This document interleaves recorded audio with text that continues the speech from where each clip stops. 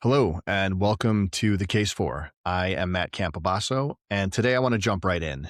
So, I'm standing in a courtroom early in my career. I'm a brand new prosecutor, still figuring out where the bathrooms and the landmines are, and I'm in the middle of conducting an evidentiary hearing, which means we're not talking about good intentions. We're talking about procedure. We're talking about some of the highest burdens in the law. You've heard beyond a reasonable doubt. We were in that arena. So, in this hearing, we're talking about whether the facts and the law support what the state did, the police officer in question. The issue that day was whether the police officer's search of a driver's vehicle was supported by sufficient probable cause, and whether the defendant is going to succeed in excluding evidence as unlawfully obtained. In plain English, did the officer have a legally sound basis to search, or is the evidence about to get tossed out because the search crossed the line? So the officer testifies. The defense lawyer does what a good defense lawyer does. He slows everything down and he starts pulling at threads, little threads, like the kind that you think don't matter until your whole sweater's on the floor. The judge that day, the first criminal judge I ever appeared in front of on a consistent basis, Judge Charles Weech, who's now retired, he's watching everything. Not just the facts, but the precision, the reasoning, the discipline. Judge Weech had been the lead public defender before he became a judge, so he came to the bench with a sharp eye for what the state needed to accomplish in this type of hearing, and for what the state will sometimes try to slide past when it's in a hurry. Defendant friendly, sometimes. Unfair, never. He was a fantastic judge, but he definitely was not handing out freebies. So I make my argument. I'm a young lawyer, maybe 6 months in. I'm confident. It's not earned confidence. It's the kind of confidence when your bar card had just come off the printer and you've mistaken graduating with a degree and passing the bar exam for mastery. So in that instance, Judge Weech rules against me again. And then I do something that I shouldn't have done. In fact, something I didn't even know I was doing until it was too late. I rolled my eyes, not turn my back to the judge and roll my eyes while making eye contact with the judge. And Judge Weech stopped everything, as he should have, looked right at me, and he said, "Mr. Campobasso, I want the record to reflect that you rolled your eyes at this court, and if it happens again, I'm going to hold you in contempt." Now, if you've ever been threatened with contempt by a judge, here's what it feels like. You can practically hear the courtroom get quieter. Even the air seems to sit up straighter. So with that in mind, what happened a few minutes later is even dumber. A few minutes later, as Judge Weech was continuing to rule on the various issues, I let out a very loud and very displeased sigh. I thought he was being unfair. Judge Weech said, "Mr. Campobasso, this is your second and final warning. Another reaction like that, and I'm going to find you in contempt." This time, the point he made stuck. In those moments, at that time, back in 2006, I thought he was being unfair. I thought, come on, really? I felt embarrassed. I thought I was smart. I thought I was capable. I thought I should win always. I was young and I was bullheaded. But I turned that embarrassment into resentment. And I told myself a story. Well, this guy just doesn't like me. But with time and enough experience to finally recognize my own immaturity, I see it very differently. Judge Weech was not trying to embarrass me. He was enforcing a standard. He was teaching me in the bluntest way possible that if you want to stand in a tough room and be taken seriously, you can't act like a person who melts down when things don't go their way. And that lesson is not limited to courtrooms. We all have tough rooms, boardrooms, classrooms, team rooms. Sometimes the toughest room of all is your kitchen, at your kitchen table when someone you love says, "Hey, can I be honest with you?" And you realize you're about to hear something you're probably not going to enjoy. When we're in those rooms, our instincts kick in. We get defensive, we avoid, we label people as too critical or too negative or too sensitive. We reduce them to haters and we say, "Hey, you know what? This message has no value," because we don't want to hear what they're saying. And listen, sometimes people are toxic. There's no doubt about that. Sometimes criticism can be unfair or mean or self-serving. Sometimes the room itself is rotten. I'm not romanticizing that. But most of the time, the tough room that you're in is not trying to punish you. It's trying to prepare you. About 9 months after that hearing, after what felt like daily battles and daily rulings against me, I made the decision to leave that job. On my way out, I stopped by Judge Weech's courtroom to thank him and to say goodbye, partly because my dad has always told me, "You don't burn bridges." but also partly because something in me knew I shouldn't leave without acknowledging the impact he had had on me, even if I didn't like the experience at the time. Judge Weech invited me into his chambers. He took off his robe. He sat there in his suit and tie, not as a judge, just as a man and as a lawyer. And he said something that reframed that afternoon of contempt and really my entire time as a prosecutor. He looked at me and he said, "Matt, I know I was always hard on you, but I think you're a good lawyer, and I hope someday you're going to look back and realize that the tools and the effort you put into preparing cases in front of me are what will make you a great lawyer." I was stunned because I had assumed he was hard on me because I was incompetent, because I didn't belong, because I was a fraud. It was imposter syndrome at its worst. But the truth was the opposite. He challenged me because he believed I could be better, and because he wasn't willing to lower his standard just to spare my ego. The great Stoic philosopher Marcus Aurelius put it like this: "The impediment to action advances action. What stands in the way becomes the way."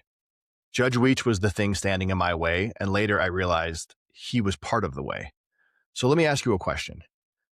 What if the toughest room in your life isn't trying to break you? What if it's actually trying to build you? Today, I want to make the case for staying in those tough rooms when you don't want to be there, both personally and professionally, because a tough room doesn't punish you, it prepares you. Now, let's move from story to evidence. I have 3 exhibits for today. Exhibit A is that the tough room is a compression chamber. It's simple.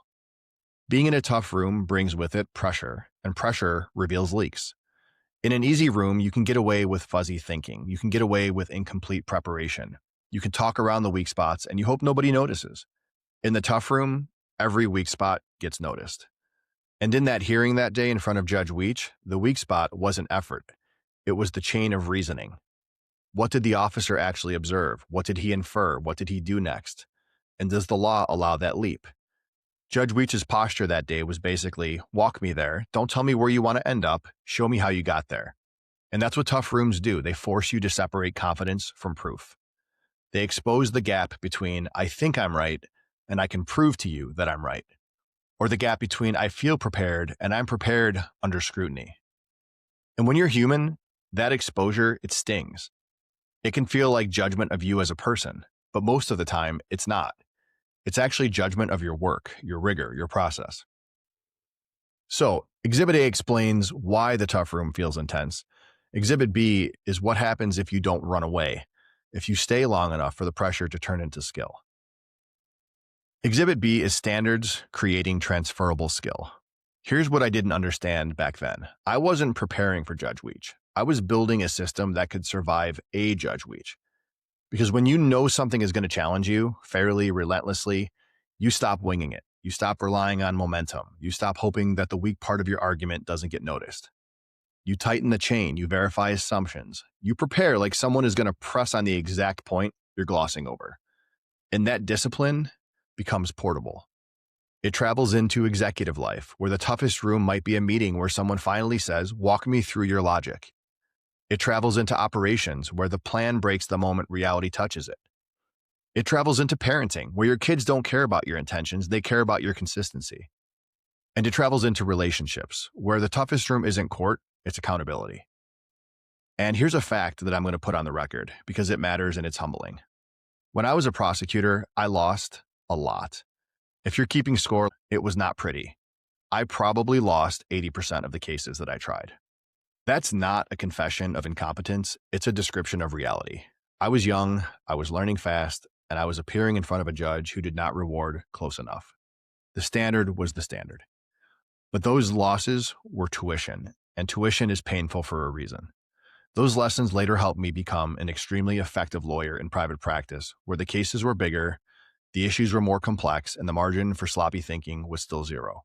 The tough room didn't make me win, it made me better. And better travels. Exhibit A was pressure. Exhibit B, transferable skill. Exhibit C is the mindset shift that keeps you from missing the whole point. The smart critic is often a shortcut. So what does that mean? A lot of us treat criticism like hostility. We hear feedback and immediately ask, do they like me? Instead of asking, is that true? We assume challenge equals ego. We assume scrutiny equals disrespect. Sometimes it is, but not always. Some critics are right. Some critics are doing you a favor, even if they're not doing it in a way that feels warm and fuzzy. And dismissing them as a hater is an easy way to stay the same because it lets you ignore the signal by attacking the source. Judge Weech didn't need to be pleasant to me. He needed to be fair. He needed to be rigorous. He needed to call out sloppy reasoning and sloppy procedure because the consequences of close enough in a courtroom are real. And looking back with clear vision, I can say this without flinching. Every time he ruled against me, he was justified. That doesn't mean it felt good. It means it was good for me. Because he wasn't just challenging my arguments, he was challenging my maturity.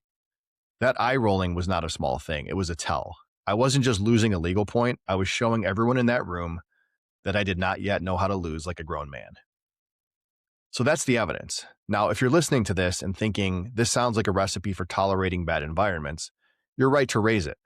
So let's steelman these objections. Objection 1. Some rooms are toxic. Absolutely, that's correct. And this episode is not permission to stay in an abusive, humiliating, unsafe, or dehumanizing environment. There are rooms you should leave. There are leaders you should not follow. There are dynamics that are not tough, they're dysfunctional. The distinction is this. A tough room that is fair is training. A tough room that is unfair is damaging. Judge Weech was difficult, but he was also fair. He made you earn every inch. He called out sloppiness, and his rulings had grounding. That's the kind of tough room that builds you. Objection 2 is the one that people feel in their bones, especially if they're already carrying a lot. And that is, if I stay in a tough room, won't I just burn out? If you live like every conversation is litigation, yes, you will burn out fast. Trust me, I know that from painful experience. But staying in the tough room does not mean living in critique mode. It means earning competence. Competence is not anxiety. Competence is peace. When you've done the work, when you've pressure tested your thinking, you'd stop needing constant reassurance. You stop improvising under pressure. You stop being surprised by the same problem dressed up as a new problem. And, ironically, the tough room feels heavier at first, but over time it makes your life lighter because capability reduces fear. Which brings us to the closing argument. What do we do with this when we leave the tough room and go back to life? If you're ambitious but tired, here's the truth. Avoiding the tough room feels like relief, but it carries a hidden cost. It costs growth. It costs you standards. It costs the version of you that you're trying to become. When I was young, I saw Judge Weech as an obstacle. I resented him. I assumed he was the problem. Later, I realized that my problem was my immaturity, my need to be right, my need to be liked, my reflex to protect my ego. I'm grateful that I learned that lesson early, not because it was pleasant, but because it was formative. So whatever your tough room is, courtroom, boardroom, classroom, team room, kitchen, don't automatically avoid it. Don't label the person holding a high standard as the villain just because what they say to you stings. If the room is fair, stay long enough to learn what it's trying to teach you, because the thing you think is blocking your path might be building your path. And, as Marcus Aurelius said, what stands in the way becomes the way. Before we end, I want to leave you with a micro practice, one small move that you can make today that turns all of these concepts into real life. So today's micro practice is, I want you to walk into one tough room on purpose today or tomorrow, just one. For example, send the draft to the coworker who's not going to flatter you, the one who's actually going to improve the work by giving you real, authentic feedback. Ask your partner, what's one thing that I'm doing that makes your life harder? And then don't defend yourself like you're on the stand. Rehearse something, anything, with the friend who's going to tell you the truth. Or do the hard thing first, the phone call, the email, the conversation, before you let yourself hide behind busy work. By the way, sometimes the tough room, it's internal. Someone staying in the tough room means choosing discomfort on purpose, sitting with the truth, doing the work, not numbing out. Growth does not require drama, it requires staying. Thank you for listening. And remember, whatever your case is, don't be afraid to build it and carry it out into the real world.